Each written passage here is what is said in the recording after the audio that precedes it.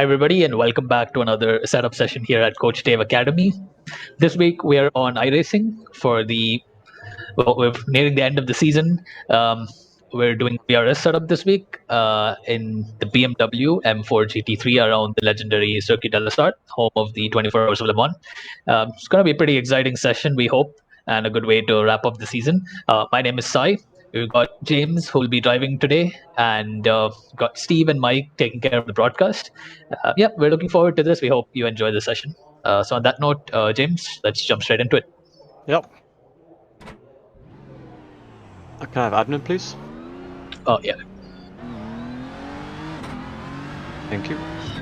Let's see if this works. Oh, yeah, you have a binder.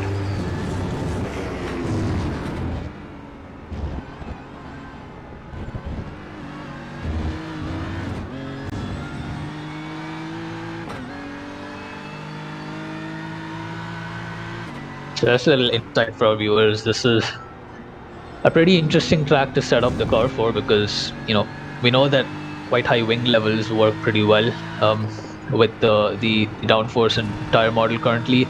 But this is one of those tracks where, running excessively high wing will just cost you a lot on the straight because it's literally just a drag race down the back straight, bar the two chicanes. So what we basically did was we did a lot of wing testing with the Porsche, and we're going to just take some of the insight we got from that for the BMW with the current model.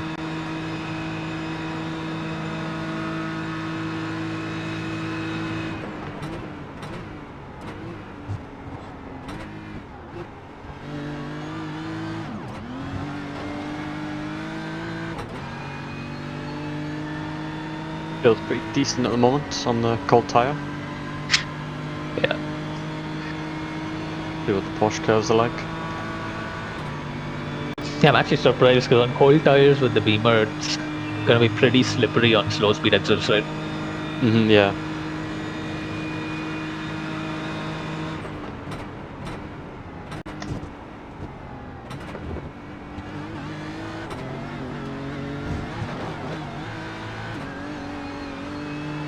To be fair, I went through the configuration we have right now. It's pretty close to where we want to be, based on what we learned with the Porsche yesterday. We'll probably just keep moving in that direction mechanically.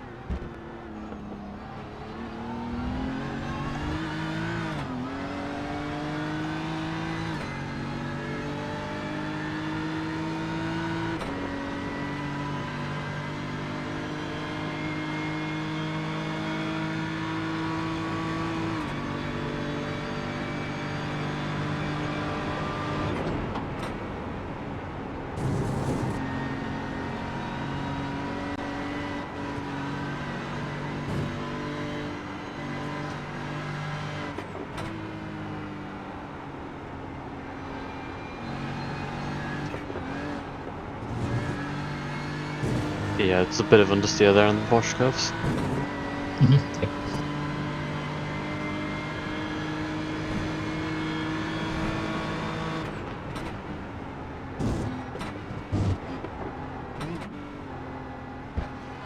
Yeah, once we trim the wing down, that should be fine. Yeah.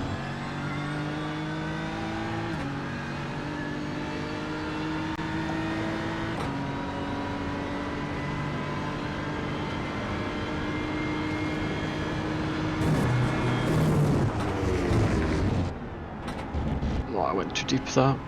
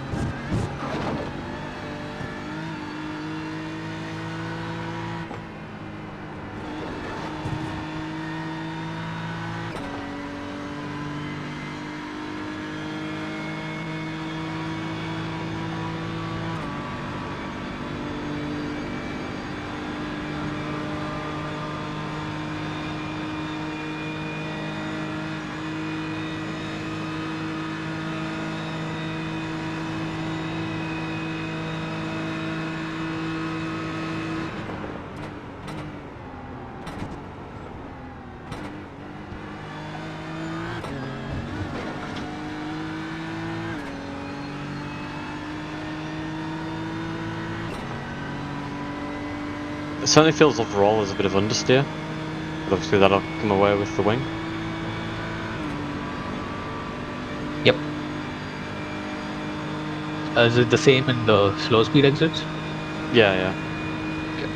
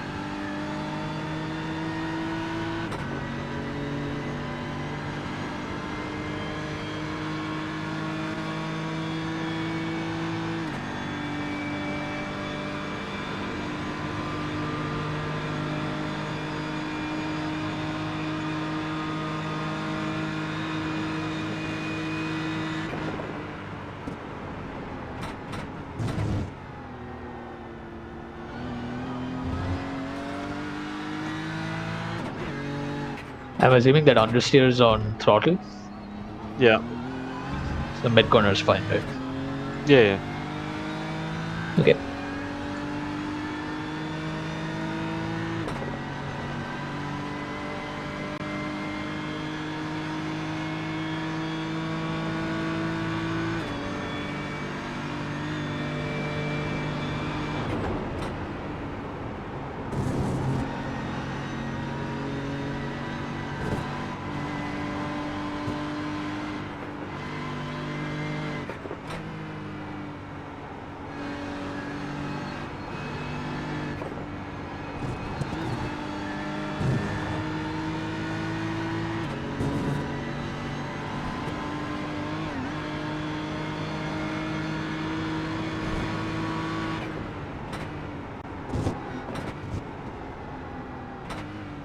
Oh, wow, I messed that chicane up.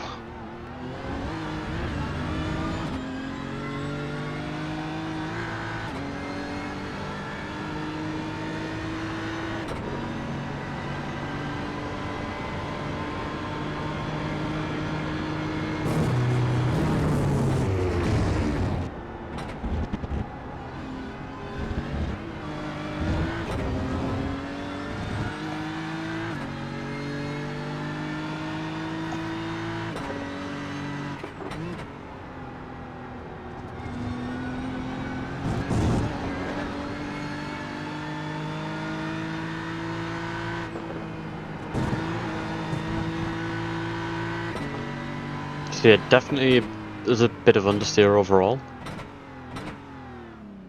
Yeah. especially in the high speed and on the exits of the chicanes.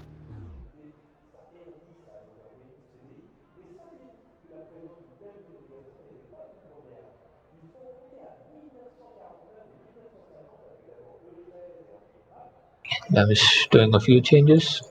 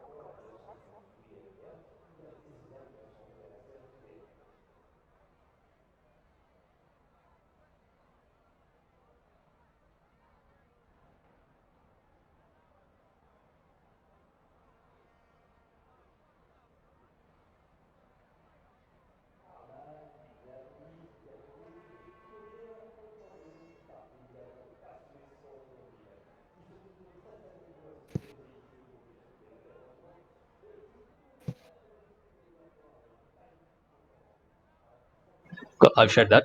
Setup number 2. Yep.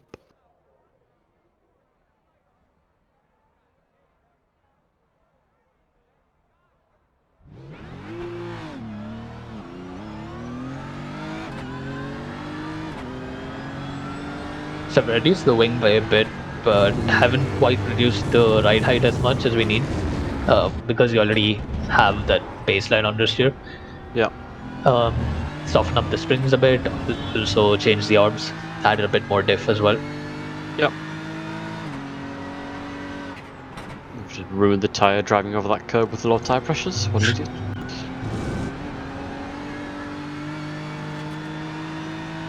Something you have to be careful on this track is on the first lap you cannot touch the big curbs on the Dunlop chicane because the ride height's too low if the tyre pressure's low. Just spin. You feel or can you hear the car scraping on the curb? Not really, but just the car reacts really weirdly. But like it did that last time we were at Le Mans as well. You just have to not use the curb for the first lap, then you're fine afterwards. Right. But the car just reacts really weird to the curb. Oh, hello understeer.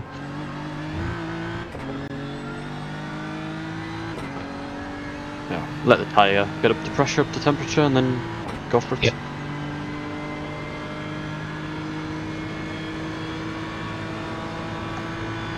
Yeah. With this sort of wing ratio with respect to max for the Porsche was really on edge. So if the car is super stable and you're still able to carry a decent amount of speed with this configuration, then that's a very good sign. Yeah.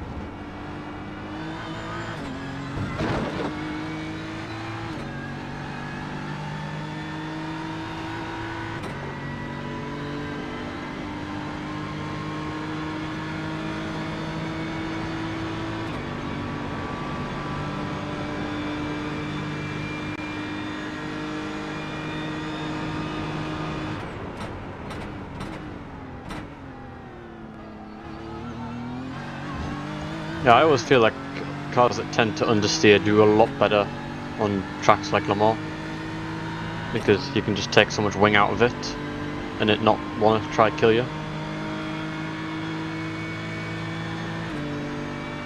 Yeah, true. Obviously, a quick fix for that is just to go really high on the diff, but then you risk wearing the tires out from that over a longer race. Yeah. Though I'm not sure how much of an impact that has around here. From what I understand, it's mostly dependent on temperature more than anything else, right? Yeah.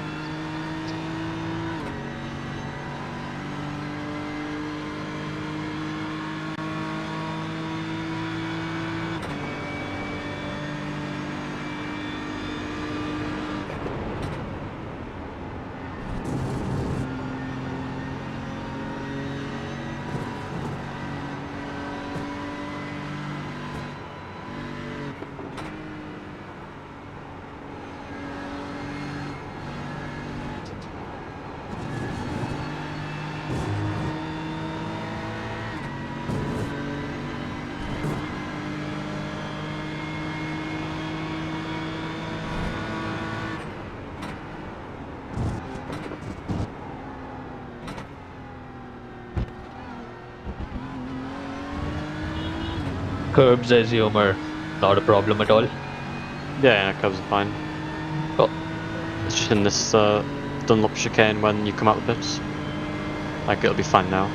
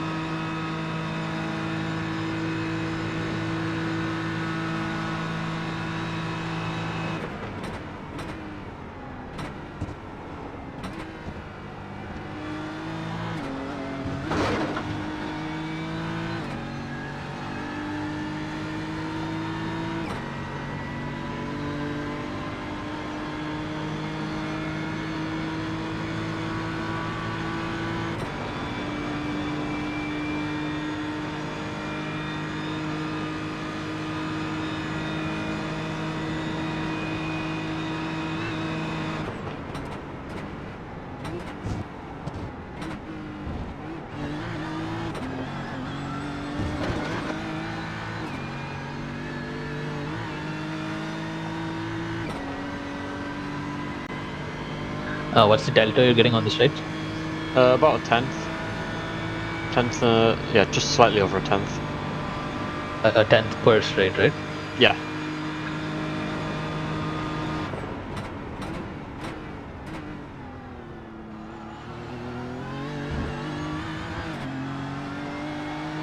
And then like nearly 2/10 on this straight. Right.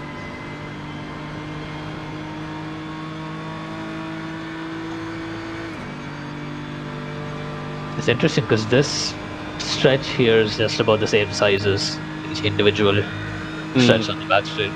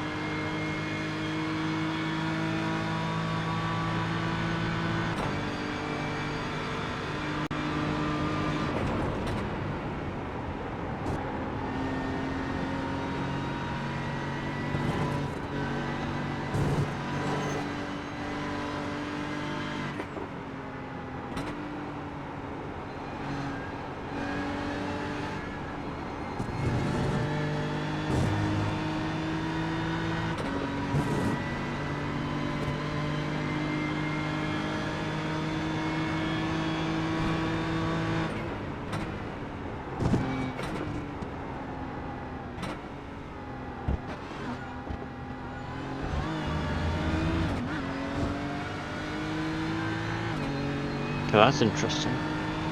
In the Porsche curves, it had a bit of a slide on the entry, but then on the direction change, it just had understeer.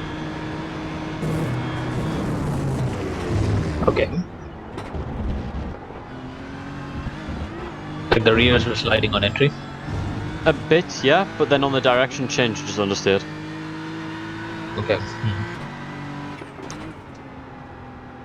It's like the opposite of the Porsche.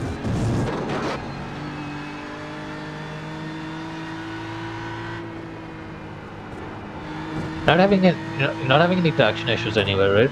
No, the traction is actually pretty good.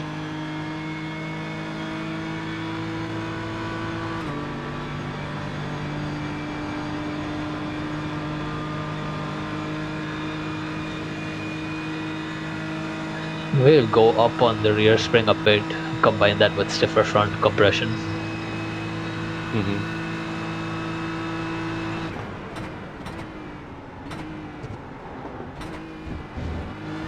Ooh, that's a bit of understeer, that.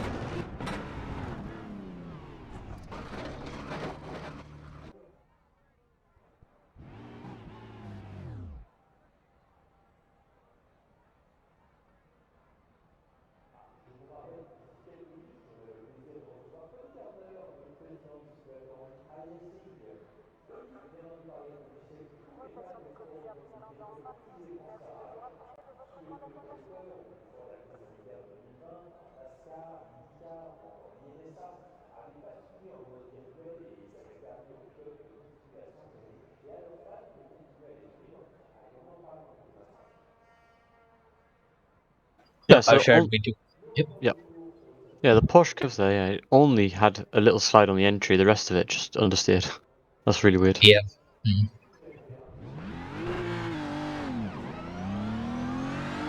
Yeah, I've gone up on the rear spring, added a bit of rear compression damping, and then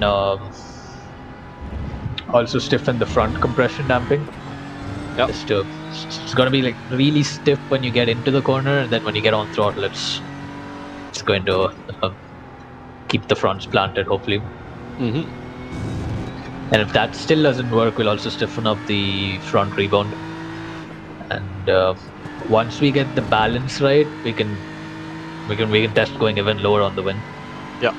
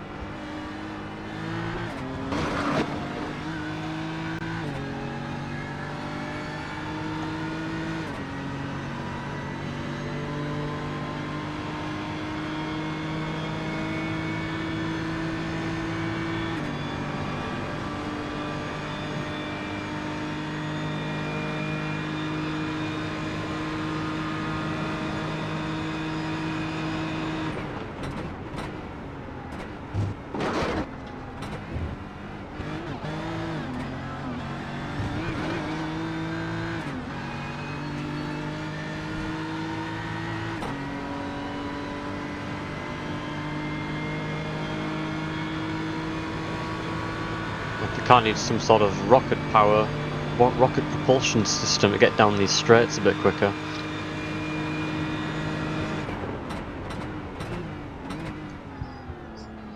I thought it's usually faster, right? Like typically the BMW is faster than the Porsche on straights. I think so. I think, to be honest, I haven't really tested much different GT3s this season. Just kind of just drove the Audi everywhere.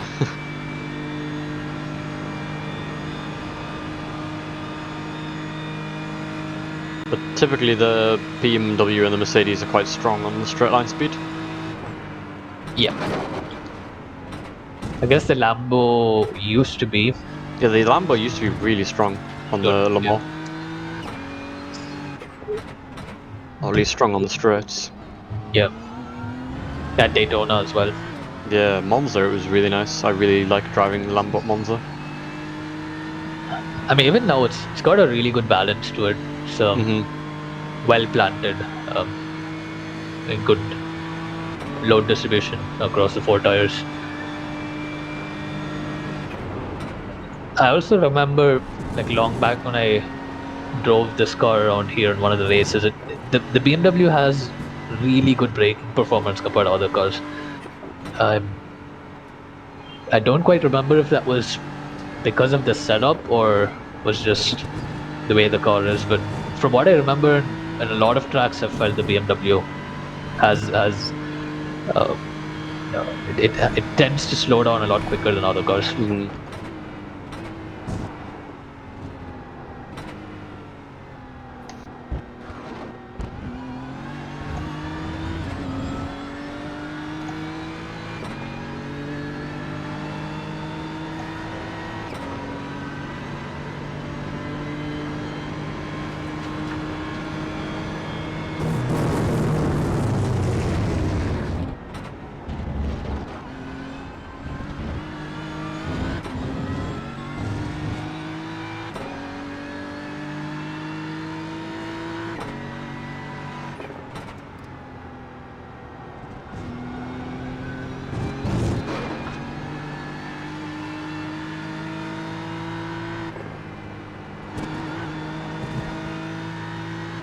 Yeah, that was a bit nicer there for Tête Rouge.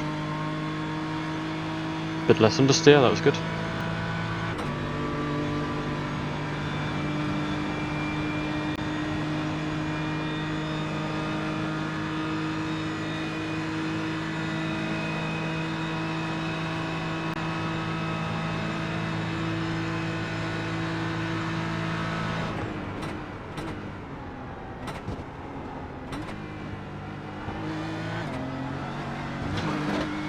Oh yeah, that was good though. I went a tenth quicker there on the exit. Nice. Less understeer.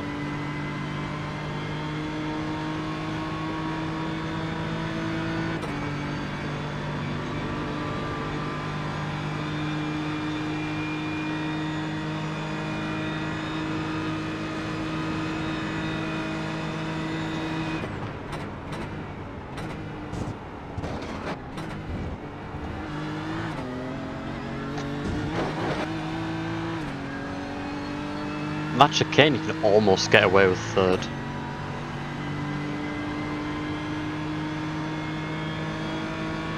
As opposed to or like a lower gear that you like use for other cars. Usually second, yeah, but it feels like you're instantly shifting to third on the exit.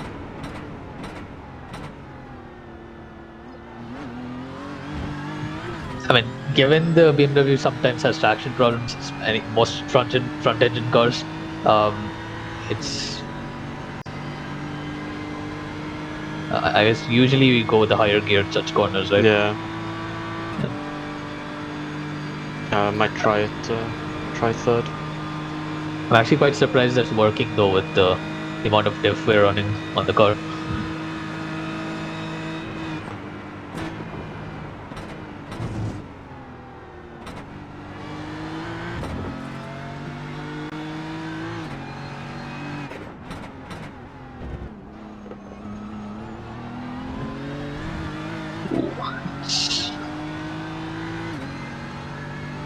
Yeah, I was close to understeering there. Yeah. It's all good. We're good. Let's see what this is all about. The Porsche curves.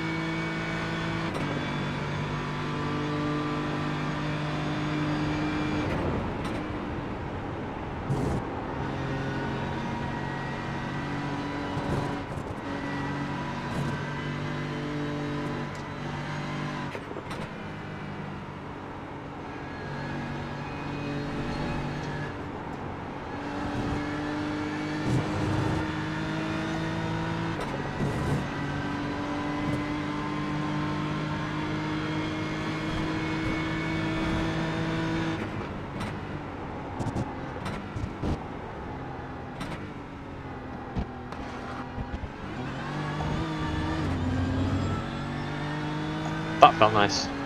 That was a quick lap. Wow. Okay. Significantly really faster than the Porsche here. Yeah. It's crazy. And What's then your everything was optimal fun. showing? Only like it's a high 3. That was I mean, much nicer. yep.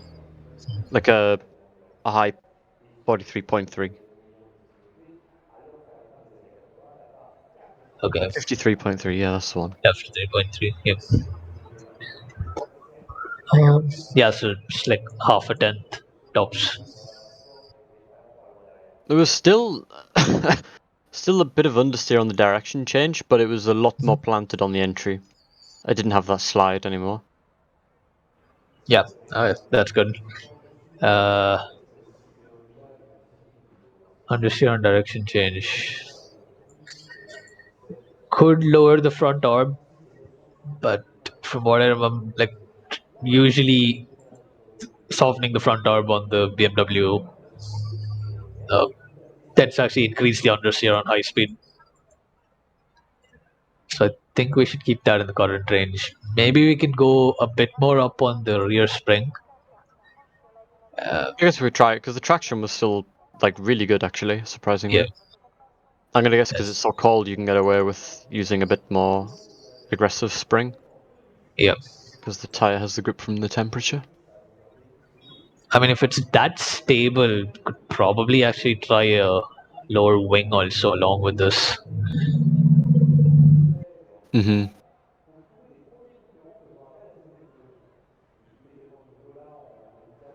Okay, let's I try mean, yeah, we one. could. Yeah. Yeah, we can try a little bit less wing. Yeah.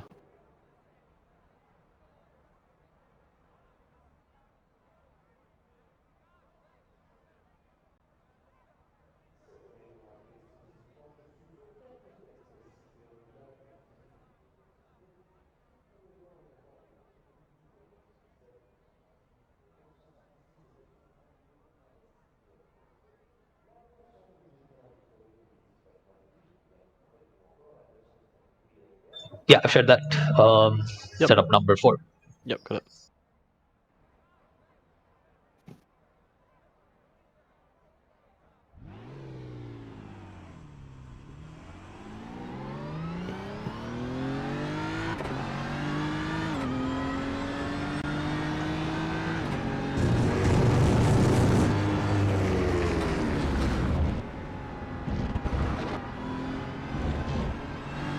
That slowdown's the most weird one. If you come out of the pit lane and then you go like instantly to the right, like I just did there, you gotta slow down. But like when you're on the racetrack, you can come across from the track to that bit on the right without any slowdown.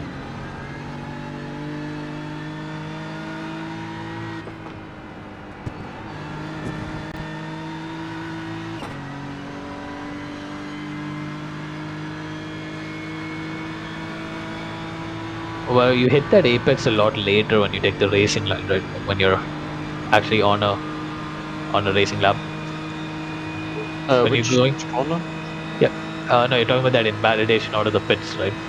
Oh yeah. I mean, yeah. You do come. You come from like to the right from the left a bit later, Yeah. but yeah. Yeah, because here you're almost completely on the side of the curb when you exited. To be fair, that would be safer sticking more to the right side. Yeah, exactly. That's what I mean. Like, no need for the I most guess, slowdown. yeah. I guess the track limits are primarily made based on race. That's probably why it's like that. Mm-hmm.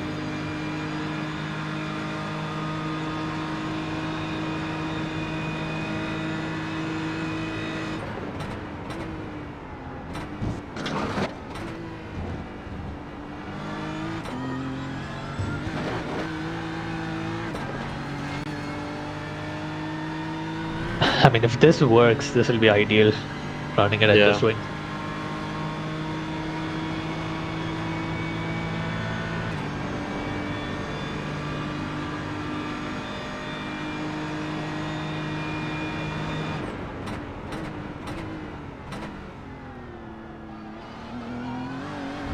One thing I noticed on the Porsche is that cone on the left there before you brake into Mulsanne corner actually damaged the Porsche's steering.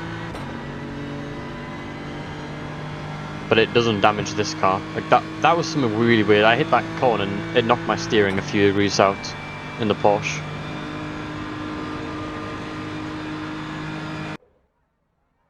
Probably the bump on track.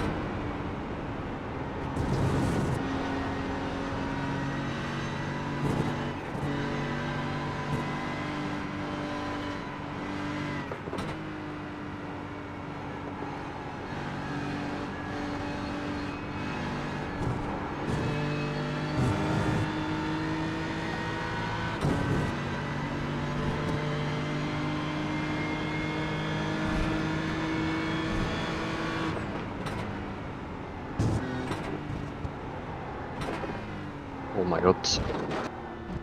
I came in there way too fast.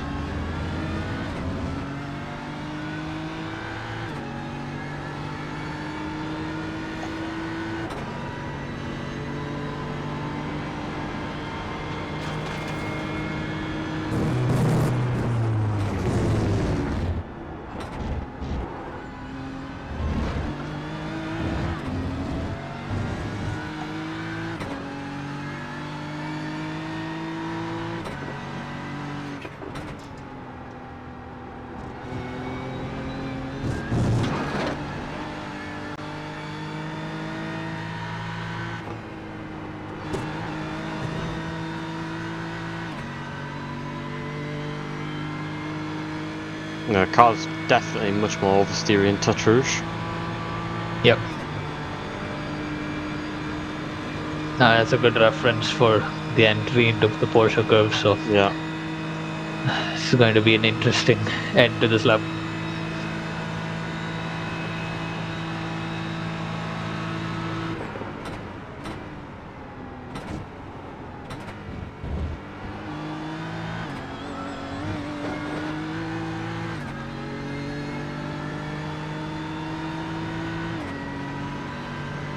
Yeah, in general the car's just a bit more loose everywhere. And we're not gaining that much on the straight either. Yep.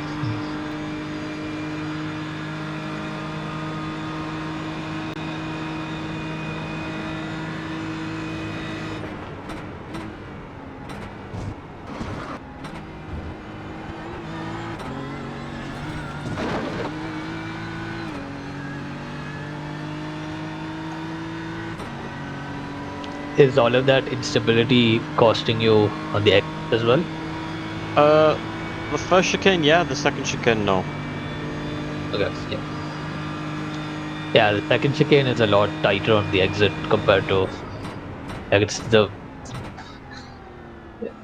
especially second part of the chicane is just there's a lot less space when you get out on the exit Yeah. over there.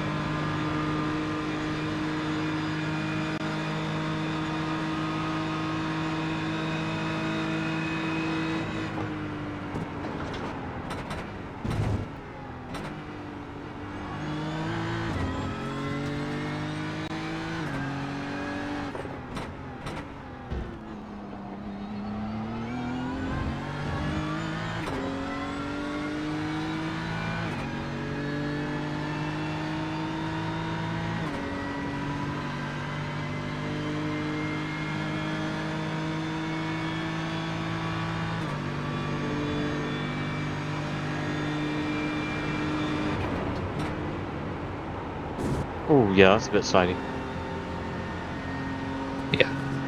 Yeah, and slidey on the direction change. Yeah, that was what testing that. Yeah. Let's revert. Uh, Yeah, it only made us faster through Tête Rouge and that straight by not by 6,000 no 6 hundredths, yeah, that's and it made us faster on the second chicane by 5 hundredths, but it made us a tenth slower in the first chicane, and I was a yeah. So tenth whatever down you in gained, and Porsche curves. yeah, so basically it was the delta was neutral by the time you hit Porsche curves, and then Yeah, it's unstable. yeah. Um, yeah. We'll go back to the previous one. Um, we always have that lap to also use. Mhm. Uh, the only thing I'd want to test on this in that case is maybe just going up on the rear spring a bit more, just to dial out Yeah, any more understeer that might be there. yeah, we can try it. I'll do a click on that. 'Cause I don't think it needs just a slight bit more oversteer just to help it get through Tête Rouge and get out of that second chicane. And would that be more okay? So on Tetra Rouge as well, it's on exit, right? From apex to Yeah, exit. like just a tiny bit more, because that I was quicker on this lower wing because it's there was a bit more slip. It just didn't understeer as much on the exit, but like, yeah, Yep. Are you happy with the response, the agility when you turn it? yeah. It's all really good. Just could do with a little bit more, a little bit less understeer on the exit. Cool. Yeah, I've shared that as V4. Yep. There we are.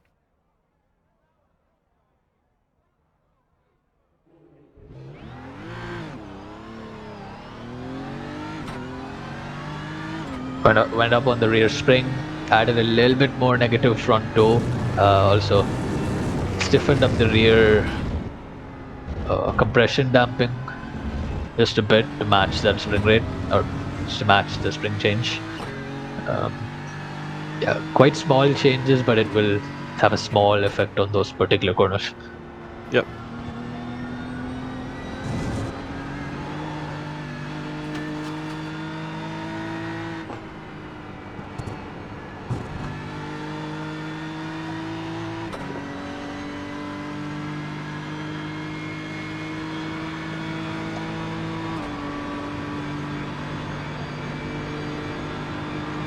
One thing, I moved the traction control to 7 because I found that this season 7 traction control seems to be a bit nicer. Okay, yep, I will save that on this. Yeah.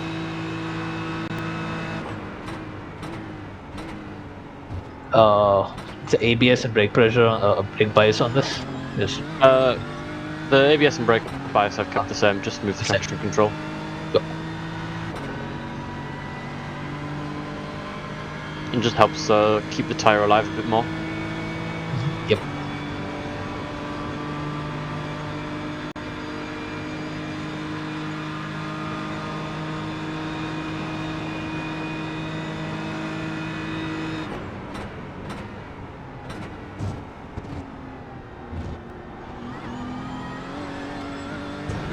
Oh yeah, that chicane is doable in third.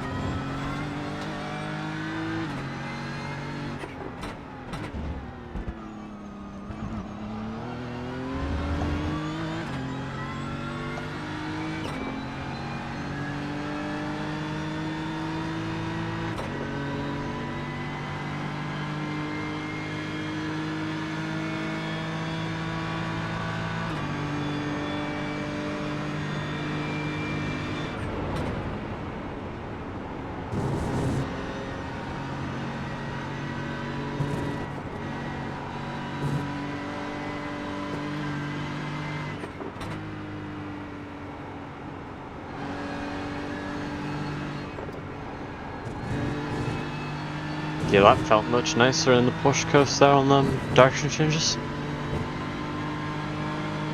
Hopefully it stays like that on the next lap. Yeah. Because I was thinking about it. Should we try running more neutral on the toe just for the straights down on this track?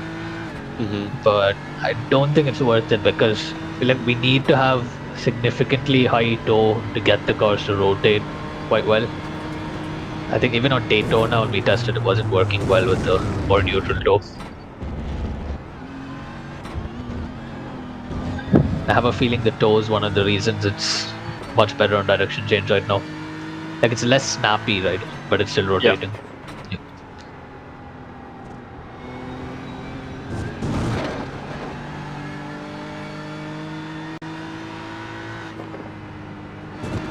Okay. The car caught the curb and just...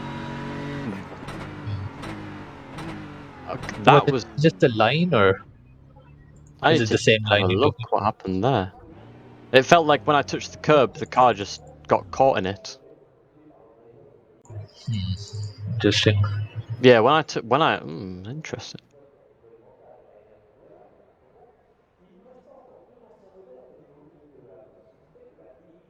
I'm just checking it as well.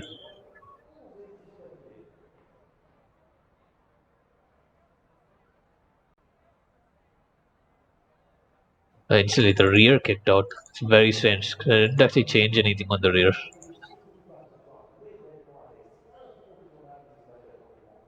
Didn't like touching the curb for some reason that lap.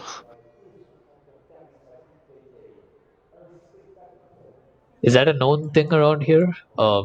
With other cars, like that curb snapping the cars randomly? No, but it could be the tire pressure. They could have just been a bit too low, like coming onto the lap. But them Yeah, but curbs it are didn't usually happen in the fine. previous lap. Yeah. Let me have a look. Let me check how much curb I took on this other lap.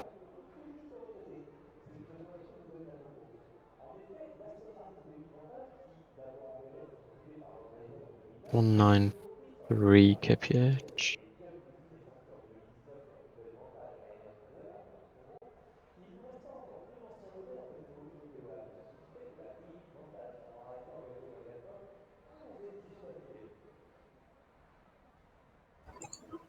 Maybe just to ease it up a bit, I'm going down a little bit on the rear compression. It's probably just a bit too high Yeah, maybe, I don't to know. the point where it's overdamped. Yeah. I will just do that to the front as well, just to be safe. Yeah. That was weird. I took the same line and almost identical speed to the other lap. So Yep. that was interesting. I've shared that. Setup number 6. Yep. Yeah, that first sector was pretty good as well. It was slightly faster.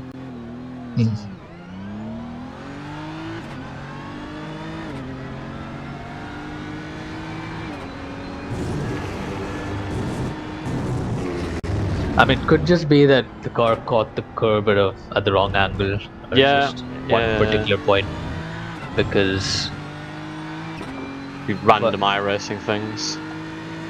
I don't know. Maybe it's just that curb that's slippery. Because usually the dampers. I would be surprised the damper actually fixes this problem, because there's so generally going quite stiff on the dampers. We haven't seen many negative impacts from doing that. At least not this season. So I don't really know how much this is gonna help, but it's just worth checking. Maybe it's just a one-off random thing that just happened. Could be, yeah. Could have just blanked the. I'm just gonna check that again on the replay.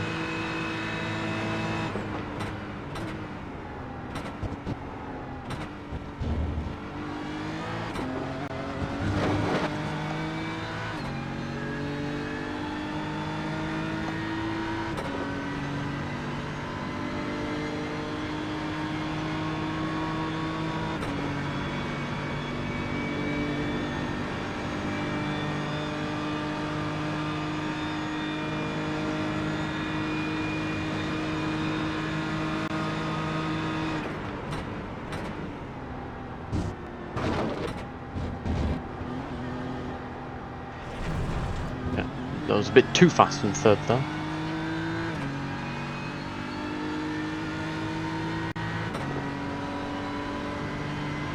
Maybe second will be better, just to make sure that you don't overspeed that chicane.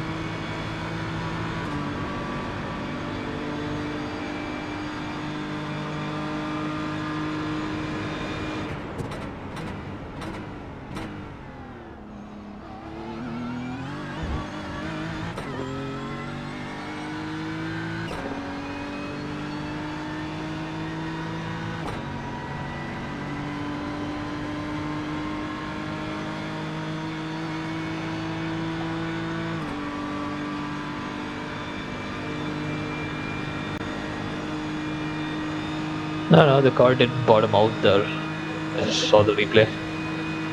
Yeah, it's just some weird iRacing moment. I don't think so.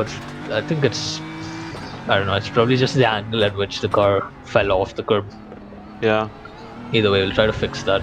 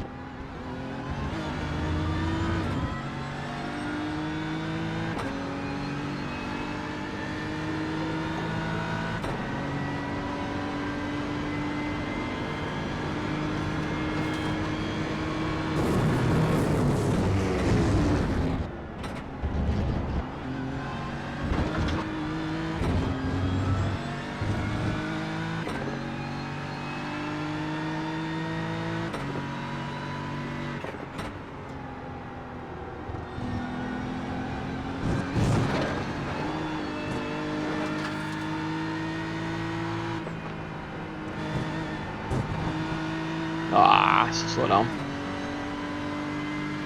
So there I was being a bit too cautious, thinking it was going to happen again, and it didn't.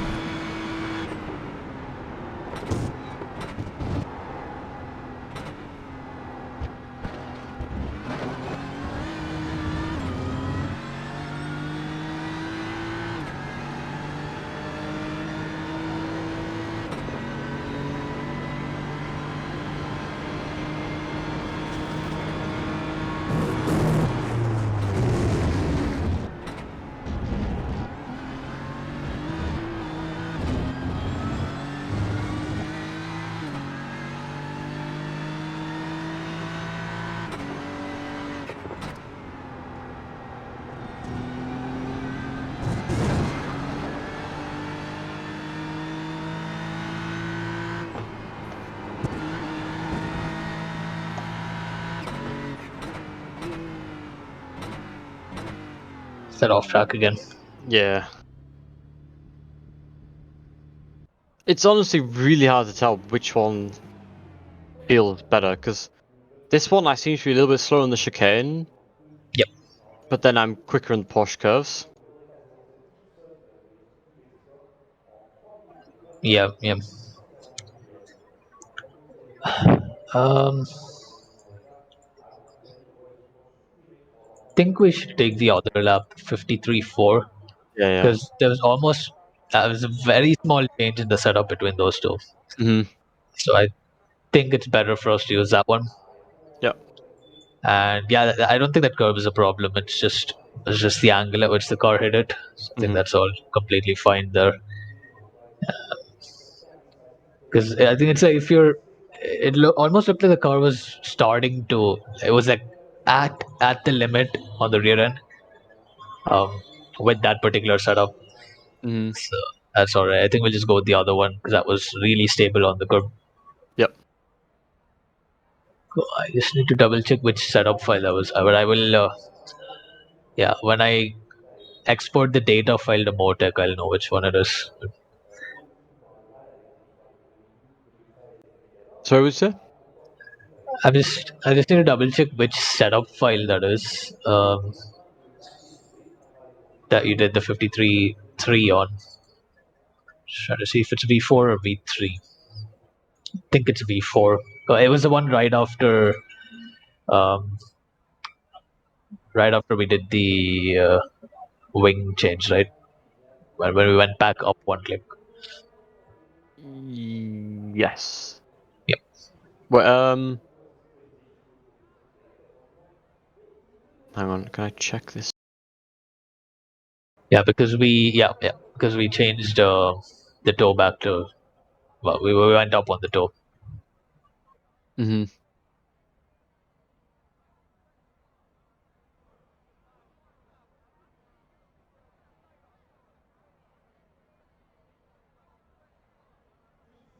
Yeah, but just to double check on the telemetry, what or I mean, if you just send me Oh yeah, I can just tell you the the telemetry file, file. Yeah, yeah, yeah, because in that it'll have the setup name on it. yeah, yeah. I'll send you the stuff now.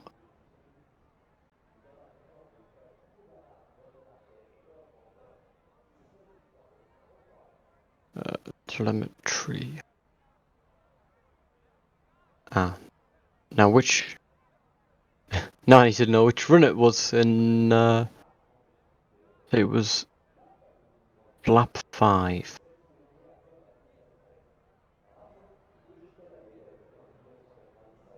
Right, that's the first, second. It should be one of them two telemetry files. Yeah, I will check that.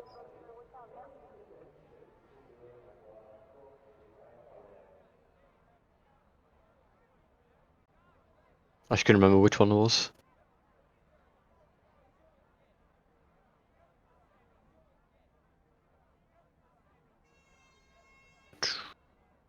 Lap files. Le Mans. BMW. There's the lap files and the replay. That.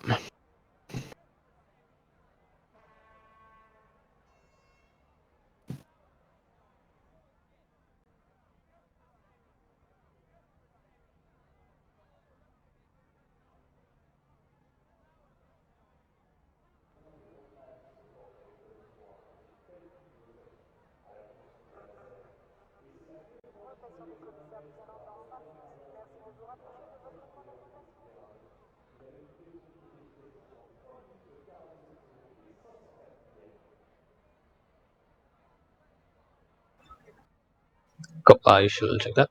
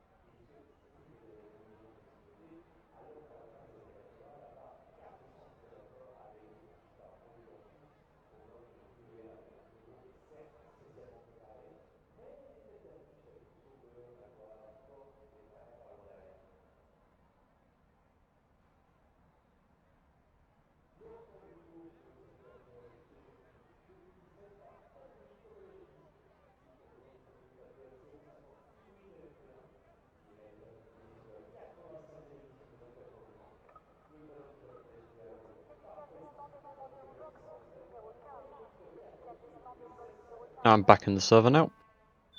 I just need to double check that setup name and then just Yep. quickly make the sprint on that. 53-4.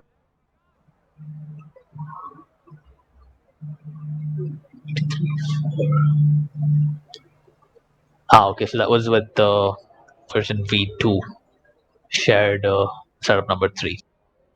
Yep.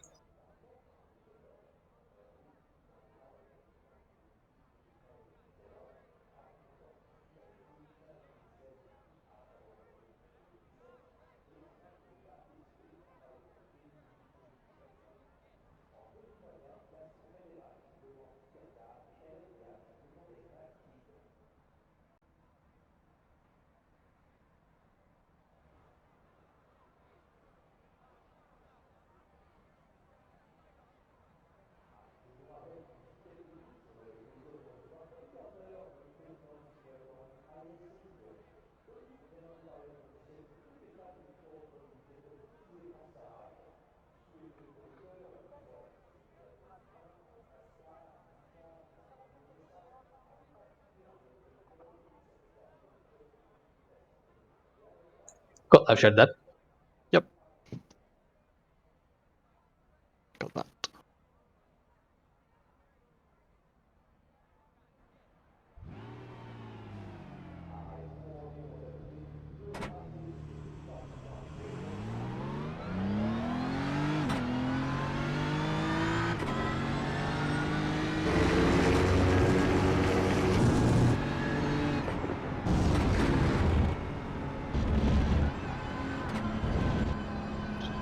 Chuck my other glove on real quick. There we go. Yeah, dampers look good on that setup. Yeah. Well balanced, the histograms. Good. Yeah, but for sprint, they'll just stiffen the rear rebound a bit as well, because I've added a bit more ride height than needed, just so that it doesn't understeer anywhere, and then stiffen the rear rebound so it doesn't pitch too much. As Yeah. I don't want to mess with the front damping if it destabilizes the car again. Yeah.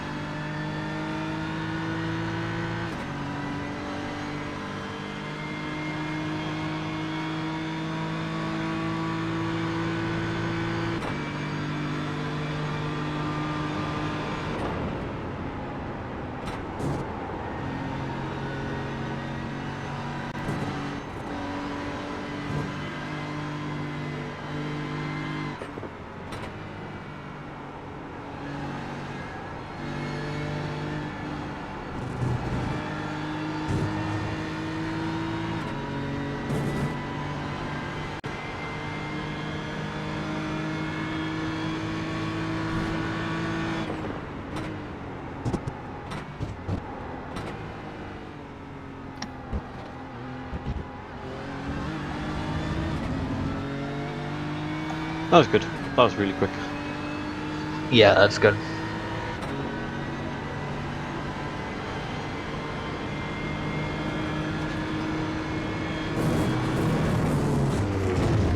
Yeah, that's too deep. On a similar delta to the Porsche, Yep. almost the same. That's good. What was the fuel consumption on that? 7.85. 7.85. Okay, cool.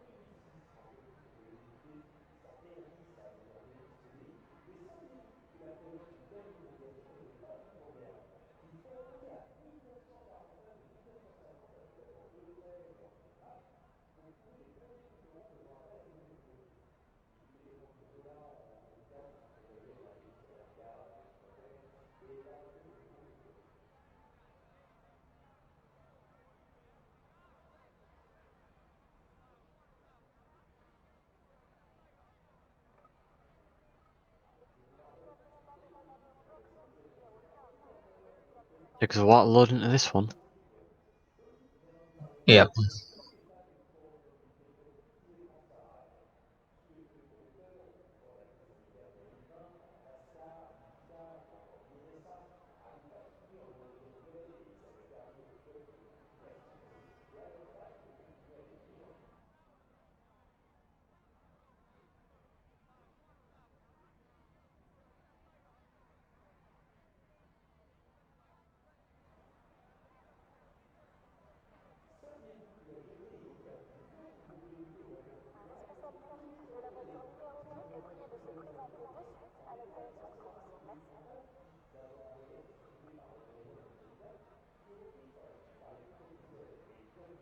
Whoa.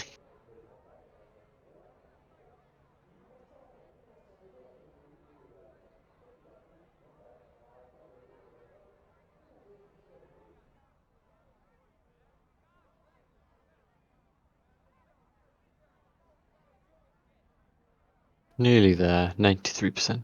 94. 95, 96.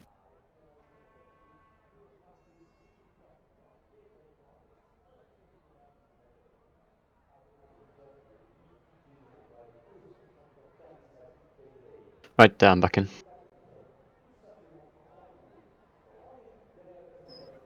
Go. I've shared that.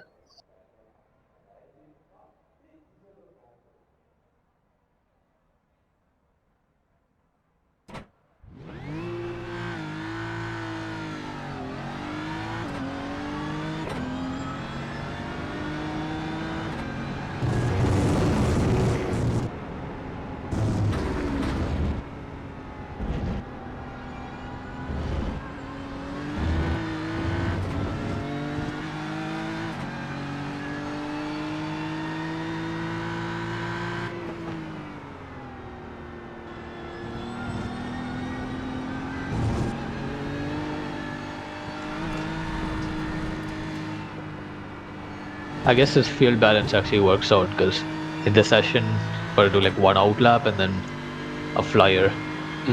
But then during the week, if the cars are spawned before the final few chicanes, then he might just about be able to get 2 laps anyways. So Yeah, maybe. I think this fuel level is a good point to save the setup at.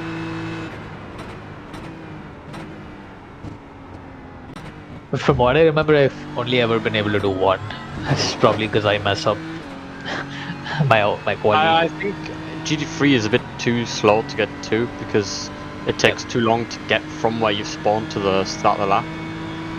LMP2 and LMDH, well, anything faster than GT3 can do. Like GTE can get 2 laps in, only just. But you spawn at what? I mean, you spawn before the penultimate chicane, right? So yeah, you spawn like on the exit of Porsche curve. Exit for yeah. So it takes you like 10 seconds or so to get to the start finish line, and then Yeah, like 10, 15, 20 seconds ish. yes, if it's like a 10-minute quali session, it works. If it's Yeah, but it's 8 minutes. yeah, and it then when the checkered flag drops, it just spawns you out of the quali lap, irrespective of where you are. Yeah. So yeah, for those of you who are viewing, it's optimistic. It has 2 liters of fuel, just so that if 2 laps worth of fuel, just so that if you're gonna load into like a private session or a practice session, it's good for you to use. But just be wary of the fact that you might not be able to get the second lap in. So if you're really sure that you're only going to get 1 lap into your quali run, just consider halving the fuel that we have in the quali setup right now. It's always good practice anyway to check what your fuel consumption is when you jump into a quali session, or have an idea of it, because sometimes if let's say you mess up your quali out lap, or if you want to just test something, you're always going to run out of session time. Either way, we generally always, for our quali setups, we've got 2 laps worth of the 2 flying laps worth of fuel, because that's generally what you get in iRacing.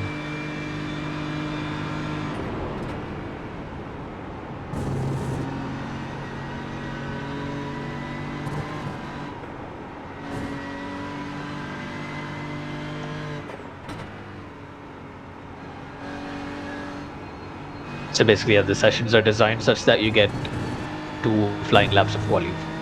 You spawn like here in quali. Right here, yeah. But then like in other tracks, obviously you go out of the pit lane, so you have 1 out lap, and then you get 2 flying laps in an iRacing session.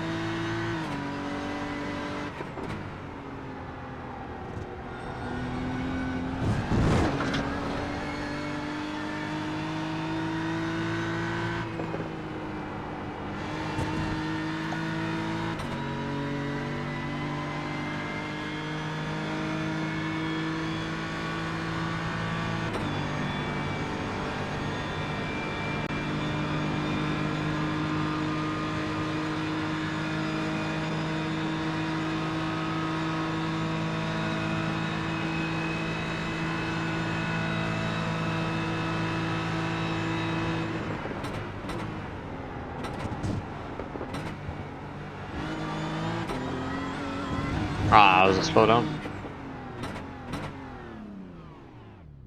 Is it understeering a lot? You want a bit more rake? Yeah, go for a little bit more rake.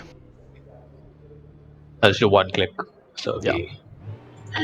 it's about 0.4 mm higher.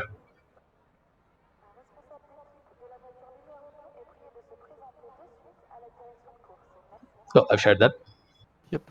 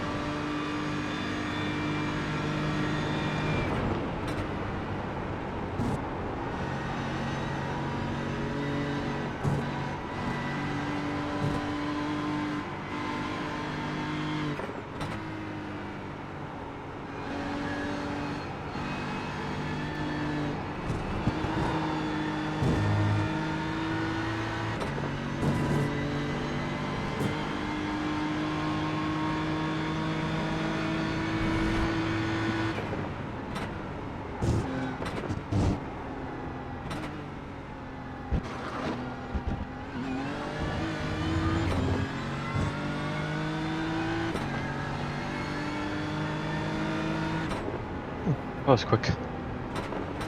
The car didn't really feel like it gained much speed on the straights with the lower fuel, to be honest.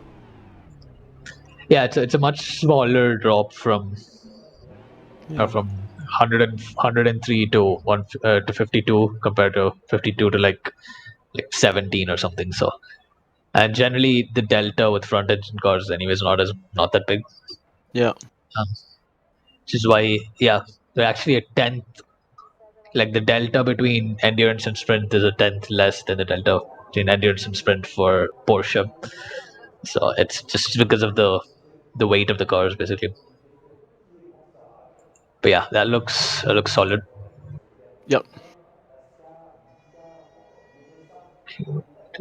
And that's also on 7TC, right? So I'll just save that with Yeah. that. Yeah. Yep. 70C.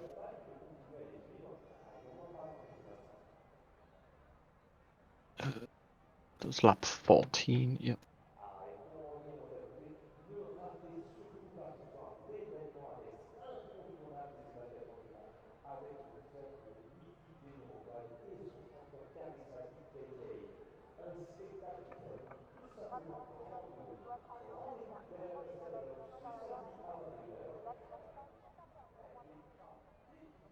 I'll just do a final check of the files and then we can wrap up.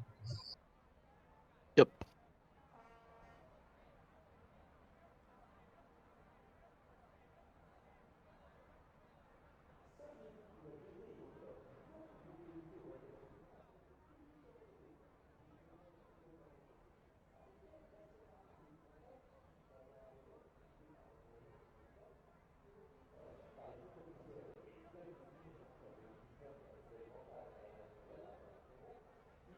Yeah. Meanwhile, what's your opinion of the combo?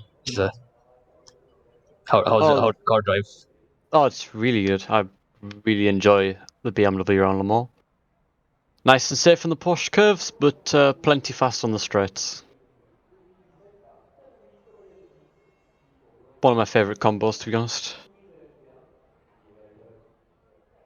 Yeah, I'm really happy with the way the session went. The things we were able to test went along the line that I expected. Based on how the Porsche setup was. But yeah, it definitely looks like a lot of fun to drive. Yeah. On that note, we hope all of you who are viewing this enjoyed it. The viewers, we hope you found this insightful. Understand some of the different approaches we need to take to optimize the car for lower wing. And yeah, we hope you've enjoyed the broadcasts for this season. Um, we will be back with more iRacing broadcasts when the season 2 of 2023 starts. But on that note, yeah, thank you so much for joining us. If you're interested in getting this Le Mans subscription, this Le Mans setup, and also future setups, consider looking at the different bundles and subscription offers that are available on the Coach Dave Academy website. With the subscription, you get access to different setups every week for different series as well. You can check out the different terms and the different perks that you get from the different combinations that you can purchase from the website between a bundle and subscription. And for more information, please do check out the Coach Dave Academy Discord. You can get a lot more information on future the future cars and combinations that will be available the next season. But on that note, thank you all so much for joining us. Enjoy racing, and yeah, we'll catch up with you all next season for iRacing.